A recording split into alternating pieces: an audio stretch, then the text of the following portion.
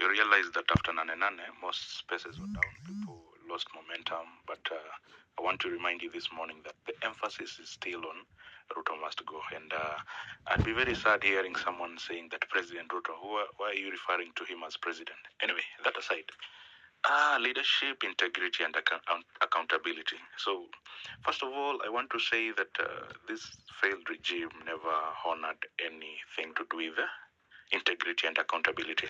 And you also note that no leader actually came out publicly to mourn on the lost souls of patriots because they never aligned themselves with patriotism. And then again, you also notice that with the changes in cabinet and whatever Ruto and Raila cooked in their bedroom, you will say that actually thugs do come together to protect their interests, and they put specific people in specific positions in order to make sure that whatever they are trying to do, whatever they are cooking, actually gets to be served.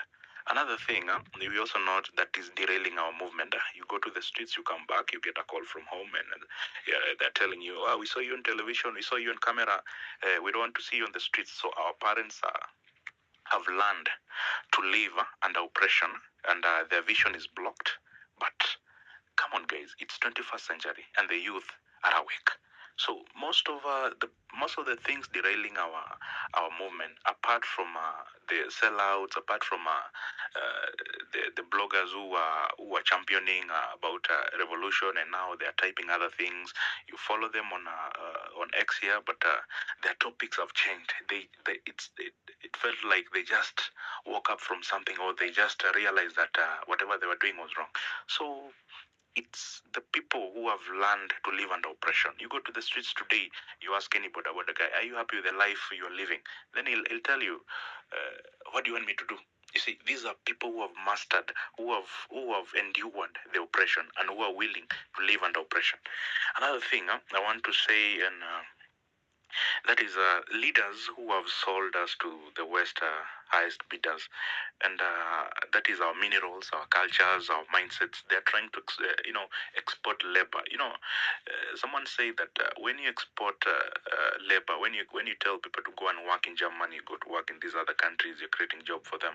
These are people who could actually air their views and grievances out. These are people who could explain themselves. These are people who are well composed in actually coming face to face with the government and telling the government, this is what we want, this is what you have learned so far, this is what you're going to do. So you take the intelligent people out, and then you're left with fools to lead. And also, I want to emphasize on growth of economic-oriented mindset to leadership. So any leader that wants to talk about, or maybe wants to go to aspire for a certain political seat, be it a leadership seat, let me not use the word political, because we are here in these problems today because of the so-called politics.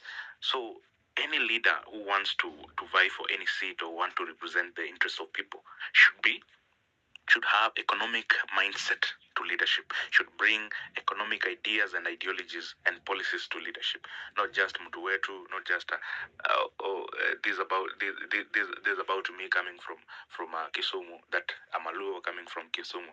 Now I have to represent guys from Kisumu because I cut across tribal lines, and tribal lines and cheap theatrics and politics actually go in line. Another thing that I wish to condemn is police brutality. And police brutality. You noticed that I had a certain file that most of the police officers were complaining about new faces in the police station. So you come to realize that even the guys who were shooting peaceful protesters in the streets actually were not cops in the first place. These people are guns for hire. So you try to trace their faces in any police stations. Trust me, you'll never find it. You try to even dig their history. You never find it.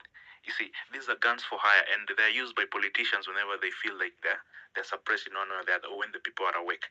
Also, someone talked about strategy on the next course of action, and was it KJ? KJ pointed out that I think it was KJ pointed out that whenever you're going to the streets, it shouldn't be announced. It should not be announced that you're going on a certain date to the streets.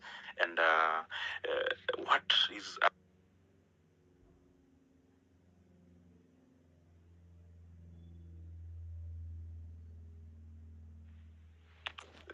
can you hear me?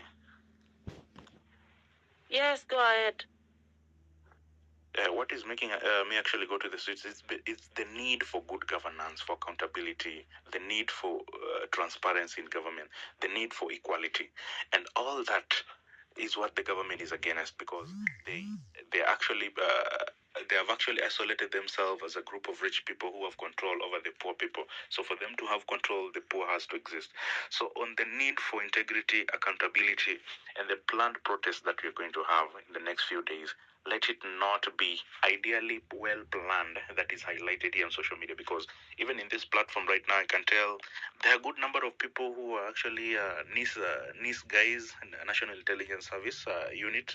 Actually they're around here, and they are here to collect information and report back to their masters. So what we are going to do first is make sure that whatever we plan, whatever is being planned, it's just like the tip of the iceberg. Let it not be like the whole idea is scheduled here and it's planned here. And also another thing I would like to say is whoever is going on the streets, and we are hearing about the planned JKA strike, we join them. So that is the best way to rise above again from lost momentum that you actually felt this week. Thank you for that, and I'm sure other speakers also have something to put across and speak their mind. So thank you for the chance. Have a good day, and good morning, Kenyans. Thank you.